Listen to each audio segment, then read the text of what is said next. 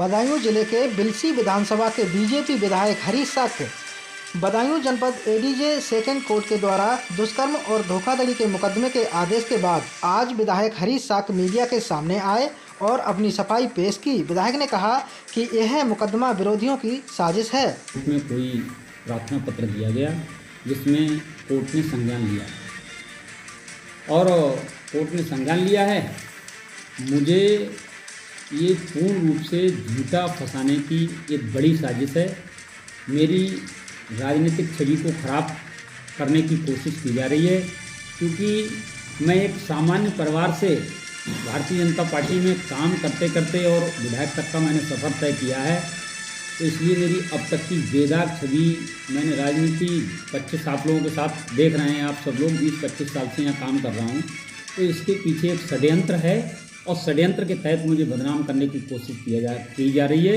इस घटना से मेरा किसी प्रकार का कोई लेना देना नहीं है। अभी जो कोर्ट ने आदेश कर दिया उसके बाद आपने जानकारी जुटाई है, क्या आपके बाद मामला सामने आया है, आपने क्या समझा है इस पूरे मामले को? देखिए, ये प्रॉपर्टी की बार बार बात इसमें आ रही है, प्रॉपर्टी की बात आ रही है। इस प्रॉपर्टी की से भी मेरा कोई दूर दूर तक लेना देना नहीं है। एक बरेली की फर्म है, उस फर्म के नाम इसका रजिस्टर्ड एग्रीमेंट है, उन लोगों ने इनसे खरीदा है, उसका 1 नंबर में सारी रजिस्ट्रियाँ हुई हैं, 1 नंबर में सारा उसका लेन देन हुआ है, सारा बैंक में सारी अकाउंट की डिटेल है। उसमें मेरा कोई कहीं तक लेना देना, ना मेरे नाम कोई प्लाट है, ना मेरी पत्नी के नाम कोई प्लाट है। मेरे अगर नाते रिश्तेदारों ने कुछ प्लाट लिए भी हैं तो उन्होंने ईमानदारी से एक एक पैसे की रजिस्ट्री की कराई है और उसका पैसा दिया है। कितनी रजिस्ट्रियाँ हुई हैं आपने जानकारी जुटाई है? तो लगभग इस फर्म के द्वारा इस व्यक्ति ने करीब 50-60 रजिस्ट्रियाँ की हैं। भाई, हम पे बार बार ये आरोप लगाया जा रहा है कि विधायक जी ने सस्ते में ये काम करा दिया। भाई, मैं कैसे करा सकता हूँ? आप बताइए। जिस व्यक्ति ने 2022 से लेके 24 तक रजिस्ट्रियाँ कर रहा है, रजिस्ट्री जा जाके 1 बार नहीं, 2 बार नहीं, 3 बार नहीं, लगभग 50-60 बार वो रजिस्ट्री जाके उसने अलग अलग नामों से रजिस्ट्रियाँ की हैं, तो मैं कैसे कर सकता हूँ ये? और आप मेरी सब लोग छवि के बारे में जानते हैं, मैं कैसी छवि का व्यक्ति। इसने पहले भी प्रार्थना पत्र दिया था, जो आप बता रहे हैं 2 प्रार्थना पत्र। हाँ, ये भी इसने जो मुझ पर आरोप लगाए हैं वो सारे आरोप निराधार हैं।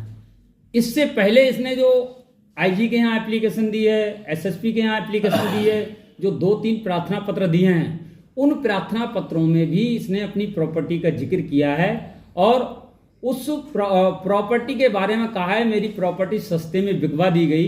उस प्रॉपर्टी से भी मेरा कोई लेना देना नहीं है और उसमें इस घटना का कोई, भाई जब तू लगातार एसएसपी के यहाँ जा रहा है, लगातार आईजी साहब के यहाँ जा रहा है, सब अधिकारियों से मिल रहे हो और तुम्हारे साथ ये 23/9 की घटना 17/9 की घटना दिखा रहे हो। इससे पहले 23/9 को IGRS जो आया है उसमें बैठ के सीओ के यहाँ इन सबके दोनों जो जिस माधव इंफ्रा और ये लोग बैठ के जाके वहाँ इनके बयान होते हैं सीओ ऑफिस में।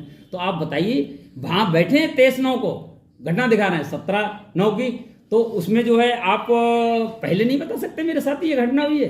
तो निश्चित रूप से इन चीज़ों से ये दिखाई देता है ये घटना पूरे षड्यंत्र के तहत बनाई हुई घटना है, इसमें कोई सत्यता नहीं है। उन्होंने जो उनका प्रार्थना पत्र वो देखा है कि 17 तारीख के लिए कि मैंने किसी तरीके का कोई गलत काम का आरोप जो उन्होंने लगाया है वो एकदम निराधार है।